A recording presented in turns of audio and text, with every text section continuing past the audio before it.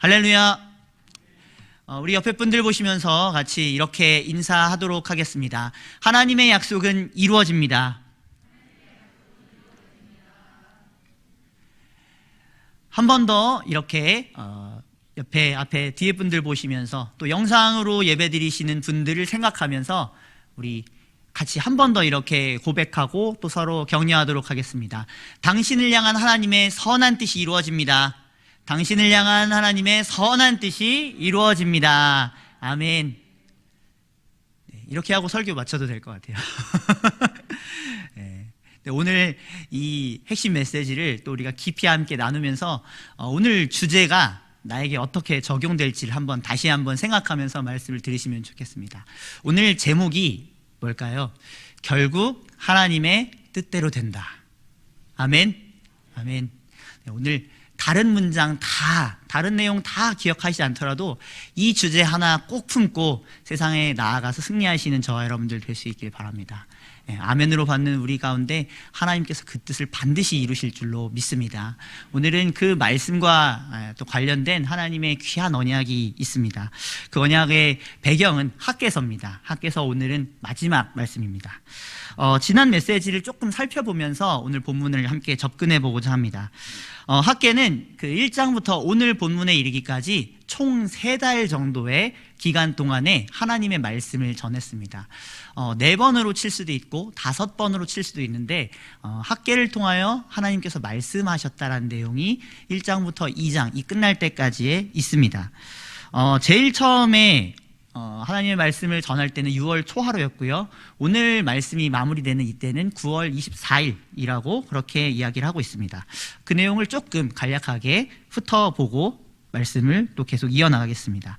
첫 번째 말씀은 경고였습니다. 첫 번째 하나님께서 선포하신 말씀은 경고였습니다. 성전은 황폐해 있는데 유다 백성들은 판벽한 집을 짓고 있다라고 하면서 하나님께서 고발하십니다. 그래서 그들의 수확이 풍성하지 못하고 그들은 한재를 경험했다고 하나님께서 말씀하십니다. 그런데 이 학개 선지자를 통해 주신 하나님의 말씀을 백성들이 그리고 지도자들이 듣고 긍정적으로 반응합니다. 그들은 회개했습니다. 그 결과 하나님께서는 두 번째 말씀은 이제 위로와 격려로 함께 하십니다. 뭐라고 말씀하시냐면요, 내가 너희와 함께한다 라고 약속하십니다. 그러면서 그들은 23일 만에 6월 24일에 성전 공사를 시작합니다. 그리고 이제 한 달쯤 지나서 7월 21일이 되었습니다. 하나님께서는 학개 선지자를 통해 이제 세 번째로 말씀하십니다. 지금의 성전 너희가 짓고 있는데 이 과정이 굉장히 힘들지 않느냐, 그리고 또 초라해 보이지 않느냐. 그러나 그 초라해 보이는 성전 가운데 반드시 내가 영광으로 임할 것이다, 열방을 진동할 것이다 라고 그렇게 말씀하시죠. 그러면서 2장 1절에서부터 5절 말씀 그리고 9절까지를 보시면 만군의 여호와의 말이라고 5번이나 넘게 강조하십니다. 그래서 그 이전의 영광보다 이 성전의 영광이 더 클 것이니까 너희는 그것을 기대하면서 끝까지 이 일을 감당해라 라고 하나님께서 권면하시죠. 그리고 2달쯤 지나서 이제 오늘 말씀이 선포되는 이 9월 24일 이 날이 중요합니다. 이 날에 학개 선지자를 통해서 하나님께서는 또 말씀하시는데 성전 건축의 배경을 보면 계속해서 어쨌든 이 방해도 있었고 내부적인 또 내분도 있었고 계속해서 힘이 떨어질 만한 사유가 많이 있었습니다. 어려운 일이기도 했고요. 그런데 하나님께서 제사장들을 통해서 유다 백성들에게 말씀하시면서 너희가 전에는 부정한 성전에서 예배를 드렸기 때문에 너희가 복을 받지 못하고 저주를 받은 듯 했으나 그러나 이제 너희가 성전 지대를 쌓는 이 날부터 너희는 이전과 이후를 비교해봐라. 이 이후에는 내가 너에게 복을 주리라 하는 약속이 6절부터 19절까지 내용에서 이어집니다. 그러니까 다시 말하면 성전 건축을 행하는 가운데 하나님께서는 반드시 그들의 삶의 복도 주시겠다 이렇게 약속하신 것이죠. 그래서 제가 저번 설교 때는 샬롬과 바라크를 하나님께서 주실 것이라고 그렇게 6절부터 19절에 약속을 하셨다라고 그렇게 말씀을 전했었습니다.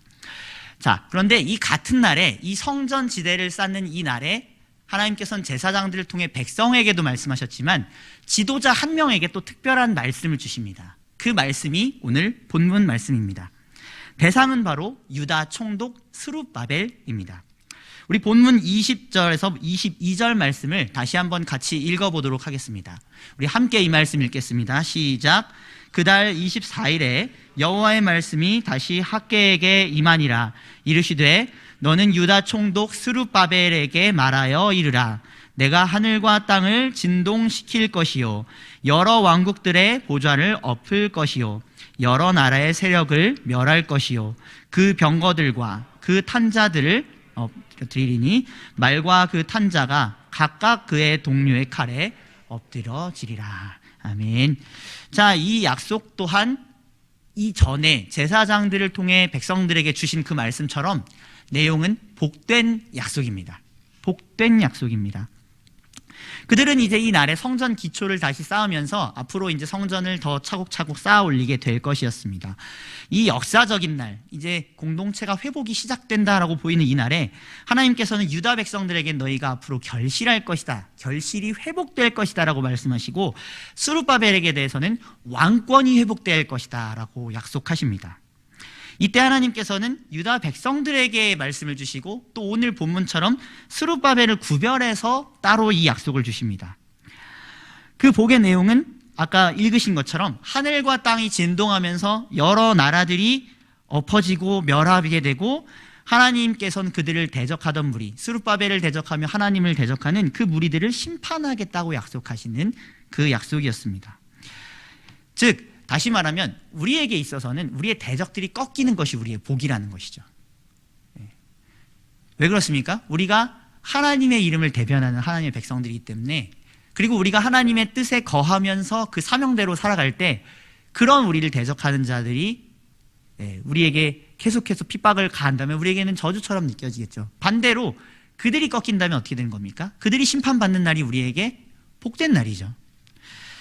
그런데 하나님께서는 이러한 이 심판을 통한 구원이라는 그림을 성경 곳곳에서, 그리고 이들의 조상으로부터 계속하여 흘려보내주셨습니다.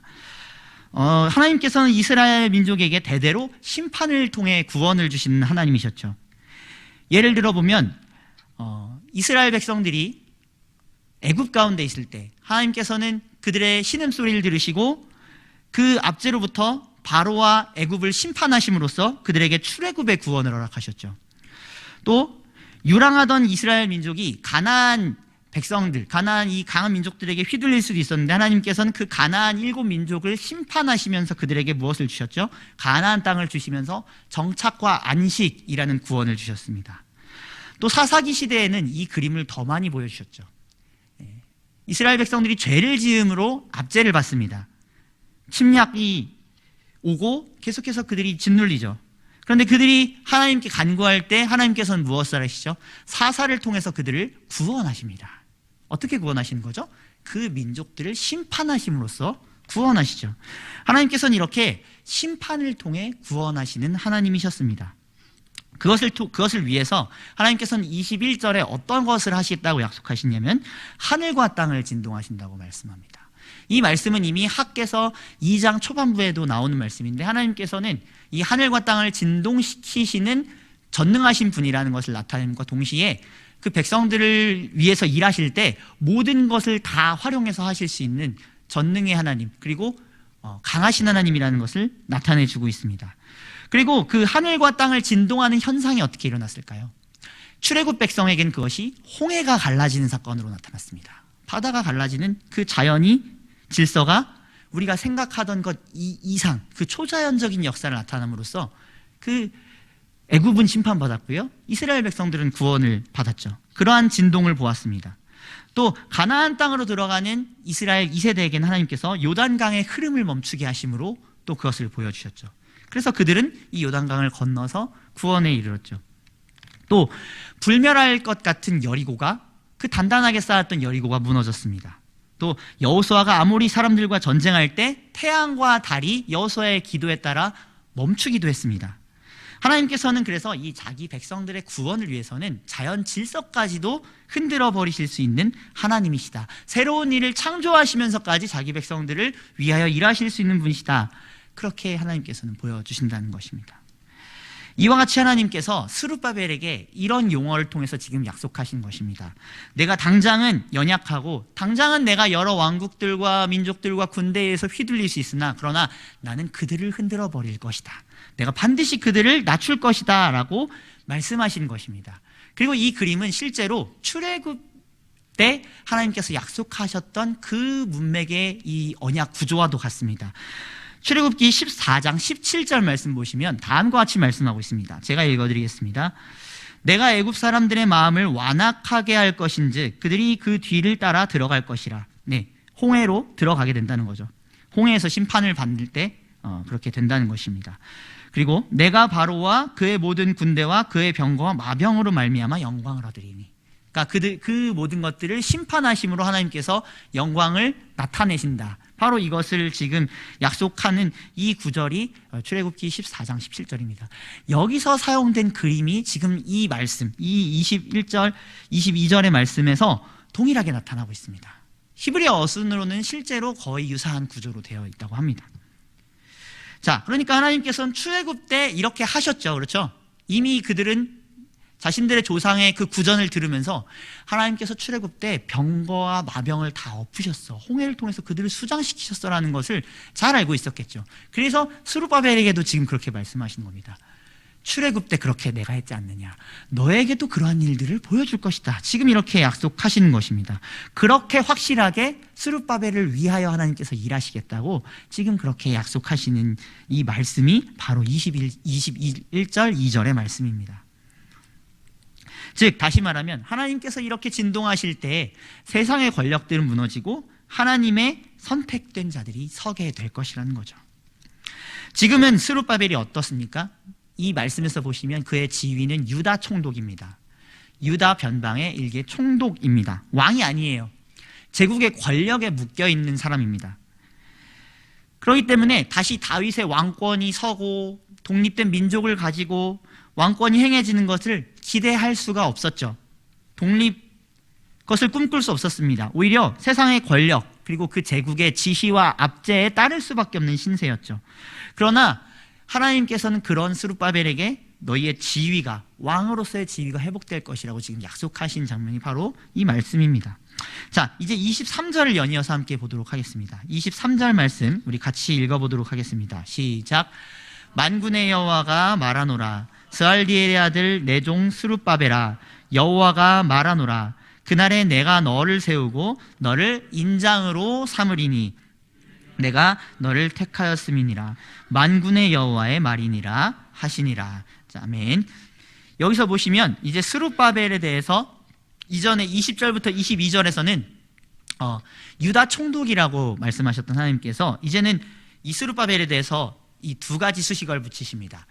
스알디엘의 아들 내 종이라고 붙이십니다. 자, 이 스알디엘의 아들이라는 건요, 그의 출신을 알려줍니다. 그의 출신을 알려줍니다. 이 전후 문맥의 성경을 보시면 이 스알디엘로부터 위로 올라가게 되면요, 다윗 왕조가 나옵니다. 즉, 이 스룹바벨은요, 다윗 언약을 이어받는 다윗 언약의 자손, 그 왕으로서의 자손입니다. 다윗 언약이 흐르고 있는 자, 바로 그가 스룹바벨입니다. 그러기에 하나님께서는 지금 이렇게 스알디엘의 아들이라고 표현하실 때는 무엇을 강조해서 표현하신 겁니까? 하나님께서 그 다윗의 언약을 잊지 않으신다. 다윗에게 하신 약속을 잊지 않으신다라고 하는 것이고요. 또 더불어서 여기에 더 확실하게 내 종이라는 표현을 사용하십니다. 자, 이 내 종이라는 표현은 하나님께서 임명하시고 세우시는 사람이라는 의미입니다. 모세에게, 다윗에게, 그리고 선지자들에게 사용하시던 표현이고 기름 부음 받은 자라는 또 내포하고 있죠. 또 더불어서 미래를 바라보게 되면 장차 오게 될 메시아 왕을 부를 때 내 종이라는 표현을 사용했습니다. 구약에서 하나님의 종은 왕, 선지자, 제사장으로 일컫는 사람들, 기름을 부음 받는 사람들이었습니다. 그들은 하나님께 직접 임명을 받았고요, 하나님께서 쓰시고자 하는 거룩한 뜻에 쓰임 받았습니다. 마찬가지로 스룹바벨도 그냥 자신의 그냥 삶을 그냥 자기 인생의 뜻대로 살다가 갈 사람이 아니라 하나님의 뜻대로 귀하게 사용될 사람이라고 하나님께서 점 찍어서 지금 이렇게 말씀하고 계시는 것이죠. 하나님께서 지명하신 것입니다. 오늘 23절의 말씀에서도 택하신다라고 하지 않습니까? 자, 그렇게 하나님께서는 자신의 것, 자신의 소유, 자신의 뜻을 이룰 사람으로 스룹바벨을 부르십니다.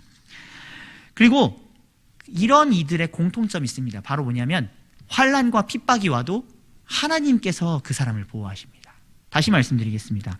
어떠한 외부의 환난과 핍박이 와도 하나님께서 그 기름 부음 받은 그 종을 보호하시고 지키시고 아름답게 사용하신다는 겁니다.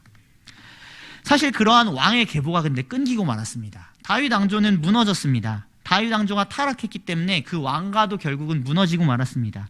예루살렘 성전이 무너졌고 성이 무너졌습니다. 나라가 망했죠. 그래서 왕손들, 왕까지도 심지어 포로로 끌려갔습니다. 죽음을 맞이했습니다.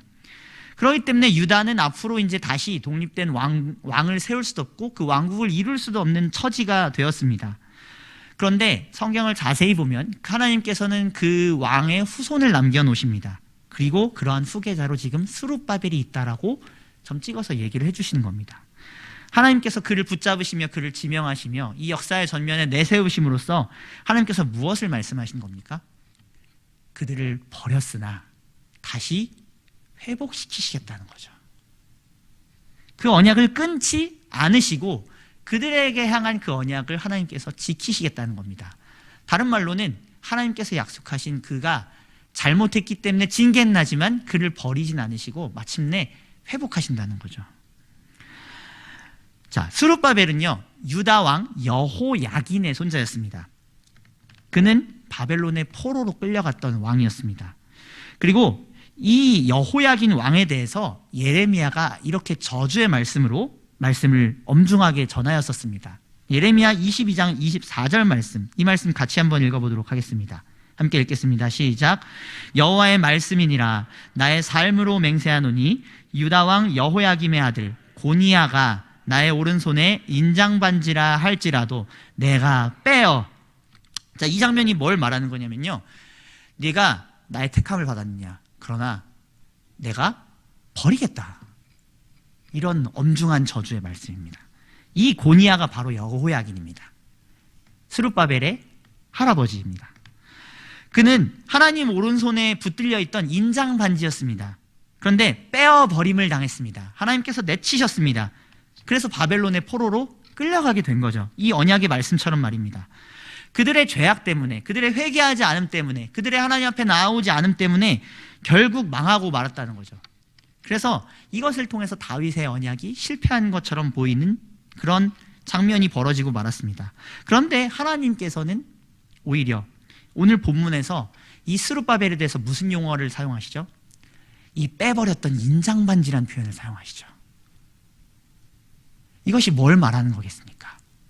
조상은 실패했으나 너는 그 실패의 상처를, 흔적을 극복할 것이다.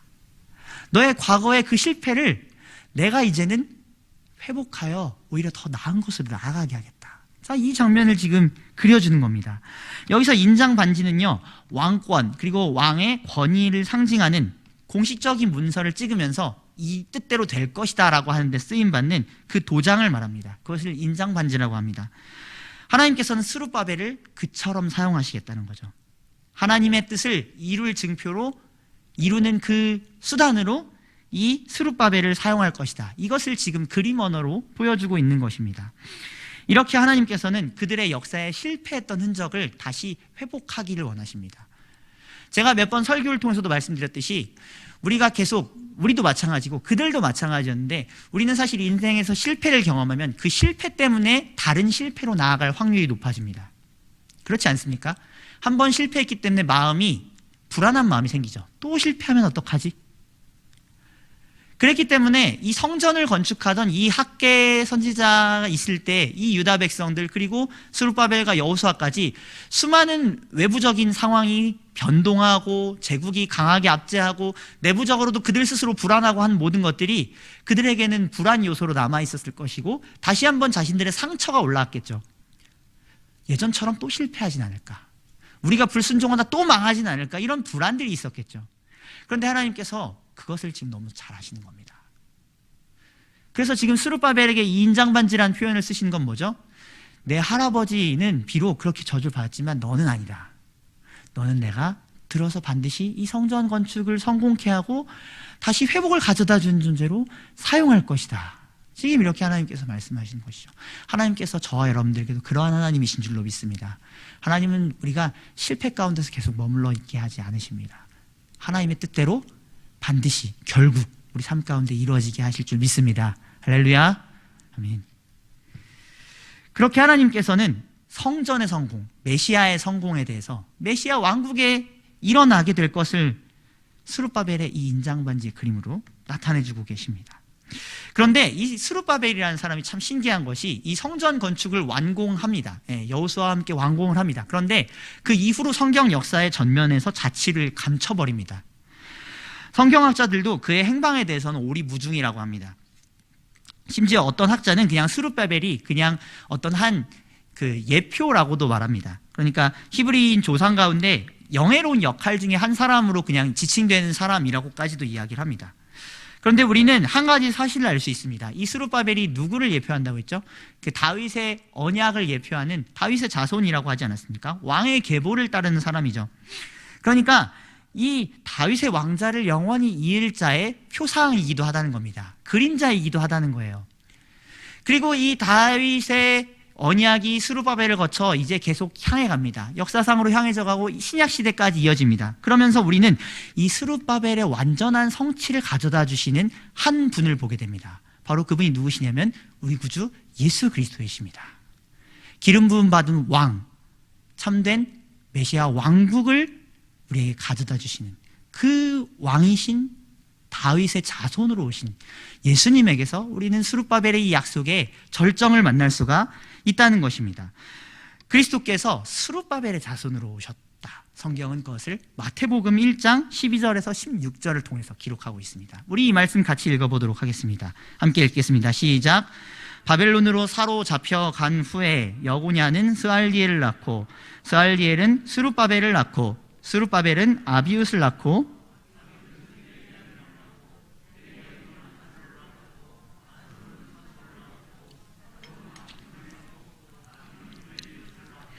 엘리웃은 엘르아살을 낳고 엘르아살은 mat단을 낳고 mat단은 야곱을 낳고 야곱은 마리아의 남편 요셉을 낳았으니 마리아에게서 그리스도라 칭하는 예수가 나시니라. 아멘. 자, 그러니까 예수님은 스룹바벨의 자손이신 거죠.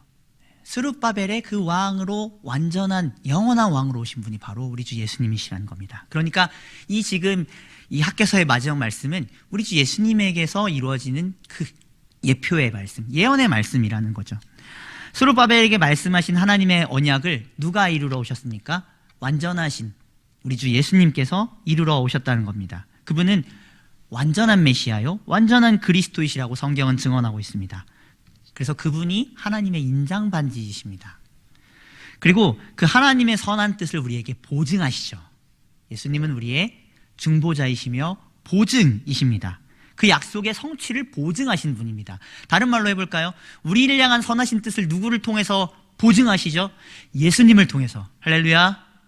우리가 예수님을 믿는다는 것이 그런 위대한 능력이 있습니다. 하나님의 약속은 우리 구주 예수 그리스도 안에서 예요, 아멘이 됩니다.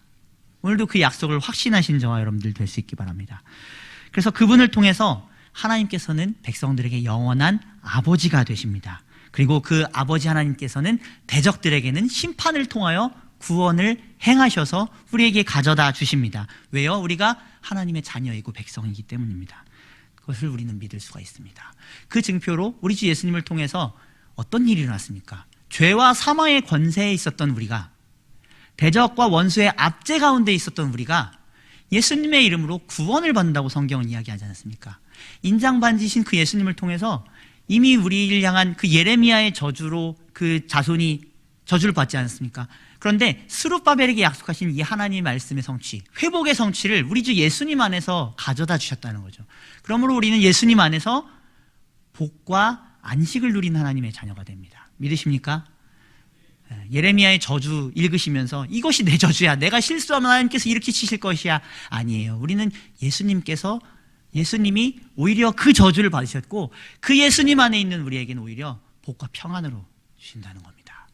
그것을 기억할 때 우리는 하나님께서 선한 통치로 우리 가운데 함께 하시는구나. 나에게 저주를 주신 분이 아니라 오히려 징계하실지라도 그것을 통해 하나님 품에서 더 성숙하게 하시고 하나님의 언약의 복을 받게 하신 분이다라는 기쁨과 감사 가운데서 하나님 아버지를 섬길 수 있게 됩니다. 저와 여러분들 이런 복음의 풍성한 비밀을 더욱더 깊이 누리실 수 있기를 간절히 소망합니다. 그래서 우리는 그리스도 안에서 하나님의 뜻을 붙잡아야 될 줄로 믿습니다. 그리스도 예수 안에서 이 66권의 하나님의 뜻은 완전히 성취될 것이고요. 그리고 그 선한 성취는 우리 백성들에게는 복이 될 것입니다.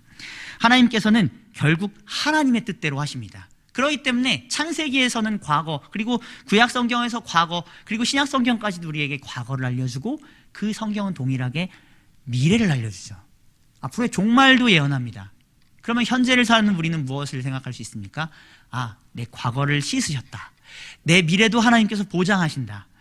내가 현재에 실패할지라도 나는 다시 한번 과거의 나를 용서하신 우리 주 예수님의 이름, 또 미래에 오셔서 나를 온전케 하실 예수님의 이름을 붙들고 현재 나는 다시 하나님의 뜻 붙들고 일어나야지. 그렇게 마음먹을 수 있는 줄로 믿습니다. 하나님의 선한 통치는 흔들리지 않습니다. 오히려 하나님께서는 우리를 흔드는 자연만물, 그리고 원수, 대적하는 모든 열방까지도 멸망의 구덩이로 넣으신다고 합니다. 그것을 오늘 이 말씀을 통해서 그림으로 보여주시죠. 그러기에 하나님을 의지하고 하나님의 뜻을 붙드는 백성들은 머지않아 승리를 경험하게 됩니다. 잠깐은 고난당할 수 있지만, 압제를 당할 수 있지만 그 악인들은 결국 흔들리고 무너질 것이기 때문입니다.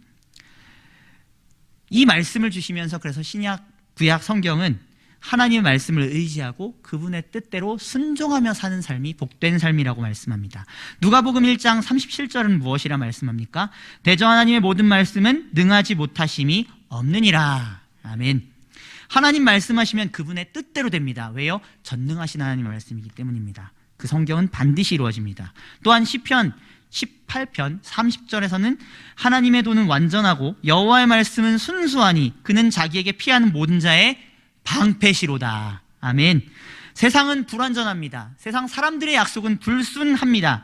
이루어지지 못할 약속들이 얼마나 많습니까? 그러나 그런 이끼 낀돌을 디디면 우리가 넘어지고 흔들리고 물길에 휩싸이겠으나, 그러나 방패 대신 하나님의 말씀을 붙드는 자는 승리하는 줄로 믿습니다.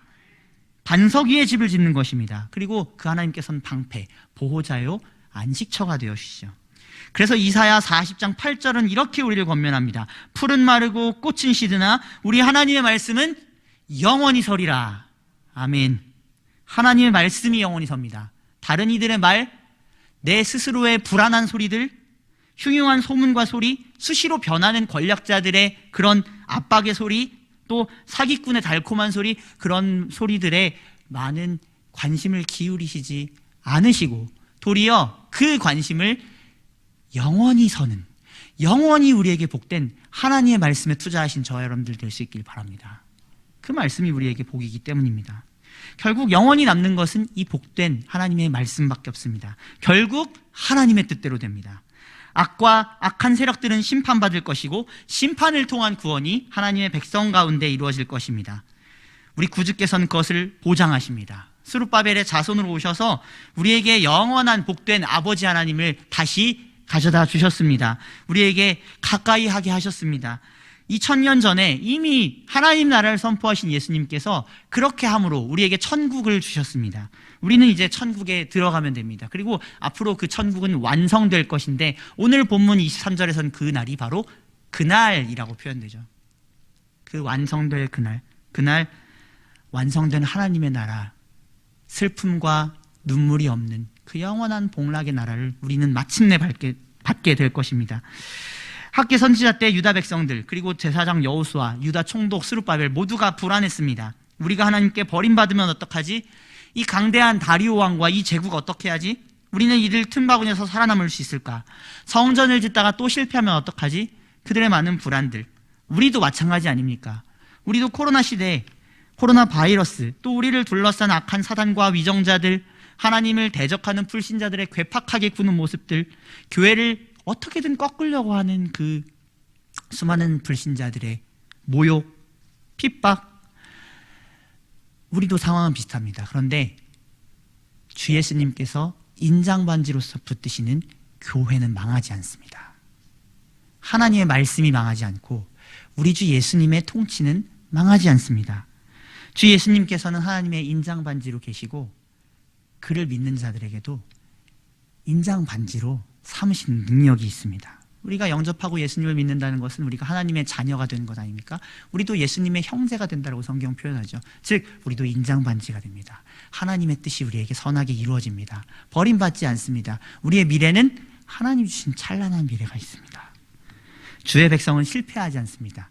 이것을 다시 한번 나의 마음 가운데 깊은 정체성으로 삼으시는 저와 여러분들 될 수 있기 바랍니다. 우리는 하나님의 백성입니다. 담대합시다. 아멘. 용기를 냅시다. 그리고 미래에 대해서 소망을 가집시다. 저부터 그러고 싶습니다. 무슨 말이냐면 연말이라 얼마나 바쁘십니까? 그렇죠? 해야 될 일도 많고 저도 비슷한 것 같습니다. 수많은 사역들이 있고 곧 있으면 또 새 생명축제도 있습니다. 많은 일들 동시에 처리하면서 내가 이 일을 제대로 하지 못했을 때 교회에 누를 끼치면 어떡하지? 우리 가정이 혹시나 좀 불안해지면 어떡할지 그런 생각들이 다다를 때가 있습니다. 그런데 저도 오늘 이 말씀을 준비하면서 스스로 다시 한번 이렇게 말하게 되었습니다. 뭐냐면 결국 하나님의 뜻대로 된다. 결국 하나님의 선하신 뜻대로 된다. 저부터 일단 그 말씀을 적용하면서 그 하나님을 묵상하니까요. 그래, 내가 이 일 잠깐 놓칠 수도 있지. 물론 잘해야 되지만요. 내가 내 상황 때문에 못할 수도 있고 바빠질 수도 있고 연약해질 수도 있고 실패할 수도 있겠죠. 그런데 누구는 실패하지 않으시죠? 우리를 붙들고 계신 하나님께서 실패하지 않으시죠. 수많은 상황들이 이를지라도 하나님의 우리를 향한 선하신 뜻은 반드시 이루어지는 줄로 믿습니다. 그리스도 안에서 그 약속을 예로 주셨죠. 그렇기 때문에 우리의 숙제는 어디 있습니까? 이 말씀을 우리가 견고하게 붙드느냐 붙들지 않느냐의 차이겠죠. 오늘의 실천 과제는 바로 여기에 있습니다. 부디 이 말씀을 듣는 저와 여러분들이 우리 구주 예수님을 믿음 가운데서 하나님을 아버지로 믿고 의지하는 귀한 역사가 있기를 간절히 소망합니다. 그분은 우리에게 선하고 복된 미래, 하나님의 통치의 그 미래를 약속하십니다. 그러면서 초청하시죠. 악을 버리고 악한 자들의 꾀임에 넘어가지 말고 내 뜻에 살아, 내 뜻에 따라 살아라. 내 뜻을 믿고 의지해라. 그러면 너에게 안식이 있을 것이다. 그 약속을 오늘 우리 마음 가운데 깊이 심으시는 저와 여러분들 될 수 있기 바랍니다. 하나님의 나라가 완성될 그날까지, 우리 주 예수님의 왕되심이 완성될 그날까지 죄와 사탄과 사망의 권세는 날뛸 것입니다. 그래도 우리는 외칠 수 있습니다. 결국 하나님의 뜻대로 된다. 아멘. 그렇게 고백하시면서 이 말씀을 더 깊이 귀한 나의 복된 음성으로, 나에게 주신 복된 음성으로 받으며 이 말씀을 통해서 하루하루 인내하고 붙들며 소망을 가지시는 저와 여러분들 될 수 있길 바랍니다. 말씀을 맺겠습니다. 학개서를 오늘로 마칩니다. 그러나 제가 전했던 이 학개서의 말씀, 그 하나님의 말씀 한 구절이라도 계속 기억하시면서 이 학개서를 통해 하나님께서 분명히 예수 그리스도 안에서 우리를 건지신 하나님의 음성을 주셨다라는 것들을 기억하시면서 그 시대 때 그 백성들이 학개선지자를 통해서 일어나고 끝까지 성전 건축을 완성했던 것처럼 우리도 그러한 삶을 살 수 있기 간절히 소망합니다. 우리 교회에 주신 사명, 우리 각자에게 주신 전도의 사명, 또 봉사의 사명, 헌신의 자리들이 있습니다. 우리가 그것을 감당하기 너무나도 힘들지 않습니까? 그러나 그 모든 것을 통해 하나님이 역사하시고 반드시 그것을 통해 선한 역사를 이루실 것입니다. 우리가 이것을 위해서 더욱더 기도하며 나아가면 좋겠습니다. 우리의 일을 완벽한 집을 짓기 위해서 걱정하느라고 하나님의 일을 등한시하고 교회를 등한시하는 것이 아니라 오히려 교회와 하나님의 이름 앞에 충성하며 우리의 믿음을 다할 때 하나님께서 우리의 삶을 돌보시는 것을 경험하시는 저와 여러분들이 될 수 있기를 바랍니다. 오늘도 그렇게 소명의 자리와 사명의 자리에서 결국 하나님의 뜻대로 되는 것을 보시는, 그래서 기쁨과 감사로 하나님께 충성하며 그 안에서 안식하시는 저와 여러분들이 될 수 있기를 주님의 이름으로 축원드립니다.